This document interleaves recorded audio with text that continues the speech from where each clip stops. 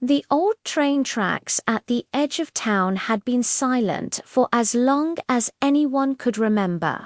Ciji and Chris often dared each other to walk them, balancing on the cold, rusted rails under the moonlight, telling ghost stories to pass the time.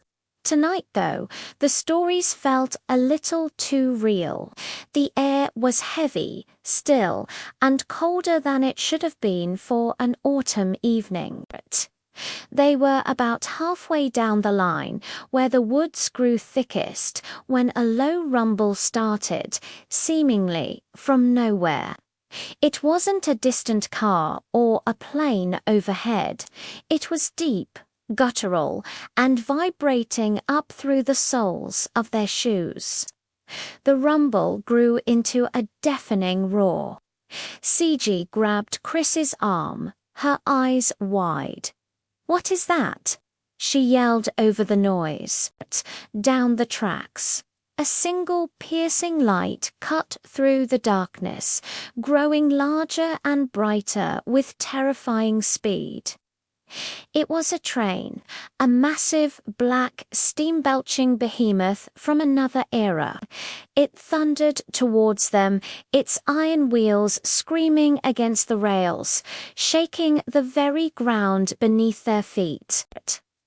They scrambled off the tracks, stumbling into the thorny bushes as the train blasted past, its horn a mournful, soul-shaking scream that echoed through the trees.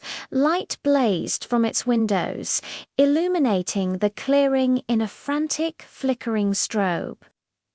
Just as quickly as it had appeared, the roar faded.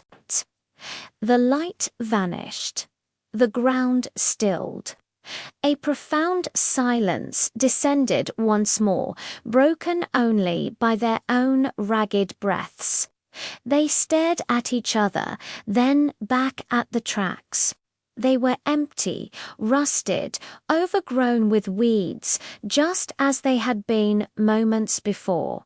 It was impossible. A train that size couldn't just disappear.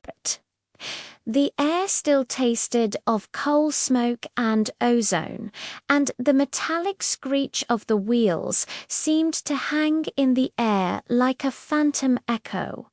There was no sign it had ever been there. As the last of the phantom sound faded, Chris squinted into the darkness where the train had vanished. For a split second, he saw it again, not the train itself, but its outline, a shimmering distortion in the air. And in that ghostly silhouette, he saw something else. Pale, gaunt faces were pressed against the invisible windows. Dozens of them, their eyes wide and hollow, their mouths open in silent screams.